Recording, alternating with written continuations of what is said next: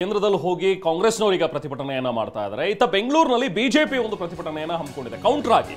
ಅಂದ್ರೆ ಕಾಂಗ್ರೆಸ್ ಏನ್ ದೆಹಲಿ ಚಲೋ ಇದೆಯಲ್ಲ ಅದಕ್ಕೆ ಪ್ರತಿಯಾಗಿ ಬಿಜೆಪಿ ಮಾಡ್ತಾ ಇರುವಂತಹ ಪ್ರತಿಭಟನೆ. ಇವರು ಸುಮ್ಮನೆ ಸುಖಾಸುಮ್ಮನೆ ಹಣವನ್ನ ಪೋಲ್ ಮಾಡ್ತಾ ಇದ್ದಾರೆ. ಬಿಜೆಪಿ ಜೆಡಿಎಸ್ ನಿಂದ ಜಂಟಿ ಪ್ರತಿಭಟನೆಗೆ ಇವತ್ತು ಪ್ಲಾನ್ ಮಾಡ್ಕೊಂಡಿದ್ದಾರೆ. ವಿಧಾನಸೌಧದ ಗಾಂಧಿ ಪ್ರತಿಮೆ ಎದುರು ಪ್ರತಿಭಟನೆ ನಡೆಸೋದಕ್ಕೆ ಈಗ ಬಿಜೆಪಿ ಕೂಡ ಪ್ಲಾನ್ ಮಾಡ್ಕೊಂಡಿರುವಂತದ್ದು. ಇತ್ತ ಬೆಂಗಳೂರಿನಲ್ಲಿ ಬೆಳಿಗ್ಗೆ 11 ಗಂಟೆಗೆ ಬಿಜೆಪಿ ಮತ್ತು ಜೆಡಿಎಸ್ ಪ್ರತಿಭಟನೆಯನ್ನ ಹಮ್ಮಿಕೊಂಡಿದೆ.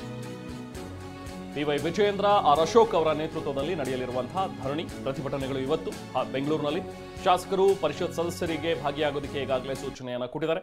ಸೊ ಬಿಜೆಪಿಯ ನಾಯಕರೆಲ್ಲರೂ ಕೂಡ ಇವತ್ತು ಬೆಂಗಳೂರಿನಲ್ಲಿ ಪ್ರತಿಭಟನೆಯನ್ನು ನಡೆಸಲಿಕ್ಕಿದ್ದಾರೆ. ಒಂದು ಕಡೆ ಕಾಂಗ್ರೆಸ್ನ ಪ್ರತಿಭಟನೆ, ದೆಹಲಿಯಲ್ಲಿ ಹೋಗಿ ಜಂತರ್ ಮಂತರ್ನ ಬಳಿ ನಡೆಸ್ತಾ ಇರುವಂತಹ ಒಂದು ಪ್ರತಿಭಟನೆ, ಸುಖಾಸುಮ್ಮನೆ ಇಲ್ಲದ ಒಂದು ವಿಚಾರಗಳನ್ನ ಪ್ರಸ್ತಾಪ ಮಾಡಿಕೊಂಡು ಕಾಂಗ್ರೆಸ್ ಇಲ್ಲಿ ವಿನಾಕಾರಣ ರಾಜಕಾರಣವನ್ನು ಮಾಡ್ತಾ ಇದೆ. ತಮ್ಮ ತಪ್ಪುಗಳನ್ನ ಮರೆಮಾಚೋದಕ್ಕೆ ಈ ರೀತಿಯಾಗಿ ಪ್ರತಿಭಟನೆಯನ್ನ ಮಾಡ್ತಾ ಕೇಂದ್ರದ ಮೇಲೆ ಆರೋಪಗಳನ್ನ ಮಾಡ್ತಾ ಇದೆ ಅನ್ನುವಂಥದ್ದನ್ನ ಇಟ್ಕೊಂಡು ಇವತ್ತು ಬಿಜೆಪಿ ಪ್ರತಿಭಟನೆಯನ್ನ ಮಾಡ್ತಾ ಇದೆ. ದೊಡ್ಡ ಮಟ್ಟದಲ್ಲಿ ಪ್ರತಿಭಟನೆ ಮಾಡಬೇಕು.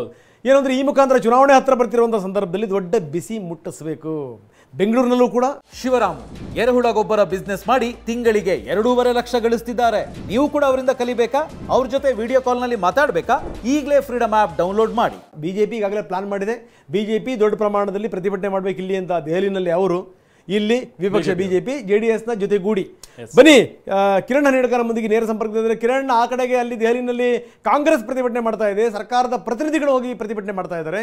ಇಲ್ಲಿ ಬೆಂಗಳೂರಿನಲ್ಲಿ ದೊಡ್ಡ ಪ್ರತಿಭಟನೆಗೆ ಬಿಜೆಪಿ ಮತ್ತೆ ಜೆಡಿಎಸ್ ಈ ಪ್ರತಿಭಟನೆಯನ್ನ ಹಮ್ಮಿಕೊಂಡಿರುವಂಥದ್ದು. ಯಾರ್ಯಾರು ಪಾಲ್ಗೊಂಡಿದ್ದಾರೆ, ಎಷ್ಟೊತ್ತಿ ಶುರುವಾಗುತ್ತೆ, ಅದಕ್ಕೆ ಪ್ರಿಪರೇಷನ್ ಯಾವ ರೀತಿ ಇದೆ?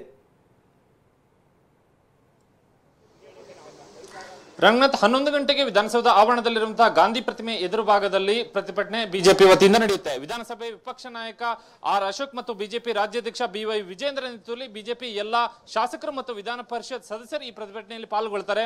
ವಿಧಾನ ಪರಿಷತ್ ಪ್ರತಿಪಕ್ಷ ನಾಯಕ ಕೋಟಾ ಶ್ರೀನಿವಾಸ್ ಪೂಜಾರಿ ಕೂಡ ಈ ಪ್ರತಿಭಟನೆಯಲ್ಲಿ ಪಾಲ್ಗೊಳ್ತಿದ್ದಾರೆ. ಹೀಗಾಗಿ ಇಲ್ಲಿ ಬಿಜೆಪಿ ವಾಸ್ತವವಾಗಿ ಈ ಪ್ರತಿಭಟನೆಯನ್ನ ಆಯೋಜನೆ ಮಾಡಿದ್ದೆ ಕಾಂಗ್ರೆಸ್ ದೆಹಲಿಯಲ್ಲಿ ಹೋಗಿ ಕೇಂದ್ರ ಸರ್ಕಾರ ವಿರುದ್ಧ ಪ್ರತಿಭಟನೆಯನ್ನ ಮಾಡುವಂತಹ ತೀರ್ಮಾನವನ್ನ ಕೈಗೊಂಡ ಬಳಿಕ ಆ ನಂತರ ಬಿಜೆಪಿ ಒಂದು ಪ್ರತಿಭಟನೆಯನ್ನ ರೂಪರೇಷೆ ಸಿದ್ಧಪಡಿಸಿತ್ತು.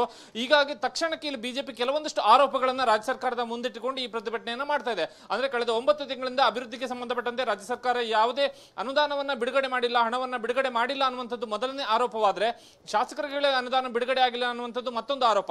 ಇದರ ಜೊತೆಗೆ ಗ್ಯಾರಂಟಿ ಘೋಷಣೆಯಲ್ಲಿ ಮುಳುಗಿರುವಂತಹ ಬಿಜೆಪಿ ಕಾಂಗ್ರೆಸ್ ಯಾವುದೇ ರೀತಿಯಂತ ಅಭಿವೃದ್ಧಿ ಕಾರ್ಯದತ್ತ ನೋಡ್ತಿಲ್ಲ ಅನ್ನುವಂಥದ್ರ ಜೊತೆಗೆ ರಾಜ್ಯದಲ್ಲಿ ಕಾನೂನು ಸುವ್ಯವಸ್ಥೆ ಹದಗೆಟ್ಟಿದೆ ಅನ್ನುವಂಥ ಒಂದು ಆರೋಪ. ಈ ರೀತಿಯಾದಂತಹ 4-5 ಆರೋಪ ಪಟ್ಟಿಯನ್ನು ಇಟ್ಟುಕೊಂಡು ರಾಜ್ಯ ಸರ್ಕಾರದ ವಿರುದ್ಧ ಇವತ್ತು ಬಿಜೆಪಿ ಪ್ರತಿಭಟನೆಯನ್ನ ಮಾಡ್ತದೆ.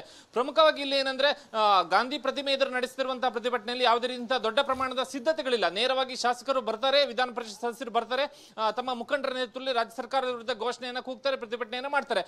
ಸುಮಾರು 1 ಗಂಟೆಗಳ ಕಾಲ 11 ಗಂಟೆಯಿಂದ 12 ಗಂಟೆಯವರೆಗೆ ಕೂಡ ಇಲ್ಲಿ ಪ್ರತಿಭಟನೆ ನಡೆಸೋದಕ್ಕೆ ಅವಕಾಶ ಇದೆ. ಅಂದ್ರೆ ವಿಧಾನಸೌಧದ ಆವರಣದಲ್ಲಿರುವಂತಹ ಕಾರಣಕ್ಕಾಗಿ ಜನಪ್ರತಿನಿಧಿಗಳಿಗೆ ಮಾತ್ರ ಇಲ್ಲಿ ಪ್ರತಿಭಟನೆಗೆ ಅವಕಾಶವನ್ನು ಕಲ್ಪಿಸಲ್ಲ. ಹಾಗಾಗಿ ದೊಡ್ಡ ಮಟ್ಟದ ಸಾರ್ವಜನಿಕರು ಮತ್ತು ಪಕ್ಷದ ಕಾರ್ಯಕರ್ತರು ಇವರು ಯಾರು ಕೂಡ ಇಲ್ಲಿ ಸೇರಿ ಪ್ರತಿಭಟನೆಯನ್ನು ಮಾಡೋದಕ್ಕೆ ಅವಕಾಶ ಇಲ್ಲ.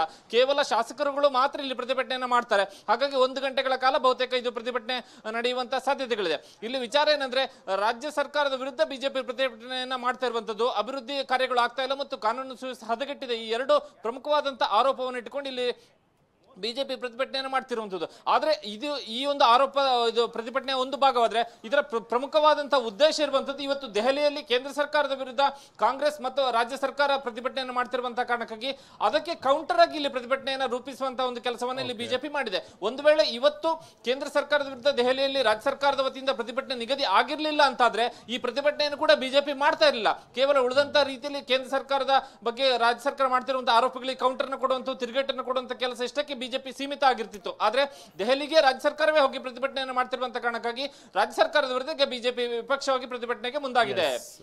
Thank you Kiran.